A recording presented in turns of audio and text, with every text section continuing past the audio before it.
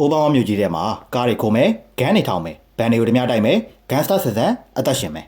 ကျွန်တော်တို့ရင်ကဆော့ခဲ့ပူတဲ့ Gangster Vegas CTO မှာပုံမိုက်တဲ့ပုံစံသစ်ပုံမိုက်တဲ့ version တွေနဲ့ဒီနေ့ August လ20ရက်နေ့မှာ game လေးတစ်ခုထွက်ရှိလာခဲ့ပြီဖြစ်ပါတယ်။ကဲအားလုံးပဲမင်္ဂလာပါကျွန်တော်ကတော့ဇက်ပါဒီနေ့မှာတော့လက်တလုံးမှာထွက်ရှိထားတဲ့ Gangster Merit City ဆိုတဲ့ game လေးနဲ့ပတ်သက်တဲ့အကြောင်းအရာလေးတွေကိုပြောပြပေးသွားမှာဖြစ်ပါတယ်။ဗီဒီယိုလေးမစခင်မှာ mobile လေးကြတိုင်းမှာ PUBG စီနဲ့တခြား game ပေါင်းများစွာရဲ့ in-game update ဖြည့်ဖို့ဆိုရင်တော့ကျွန်တော်ရဲ့ game set application လေးရဲ့မှာလာပြီးတော့ဖြည့်လို့ရပါတယ်။ဖြည့်ကျင်တယ်ဆိုရင်တော့ကျွန်တော်ရဲ့ Telegram channel မှာ link လေးတွေကိုတင်ထားပေးပါတယ်။မသိတာရှိရင်လည်းချက်ပေါက်ကနေလာမေးလို့ရပါတယ်ဒီ game လေးကတော့ Game Love ရဲ့တရားဝင် license နဲ့ Level F1 ကထုတ်လုပ်ထားတဲ့ Open World Action RPG game မျိုးစားလေးပဲဖြစ်ပါတယ်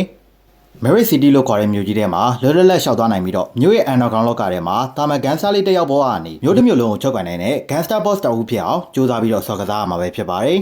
တရားမဝင်စီးပွားရေးလုပ်ငန်းတွေနဲ့အတူ Penthouse တွေကားပေါင်းများစွာကိုစုဆောင်းနိုင်ပြီးတော့ကိုယ့်ရဲ့ gang အိမ်မာယာကြီးကိုပိုပြီးကြီးတဲ့ကြီးလာအောင်တည်ဆောက်ရမှာပဲဖြစ်ပါတယ်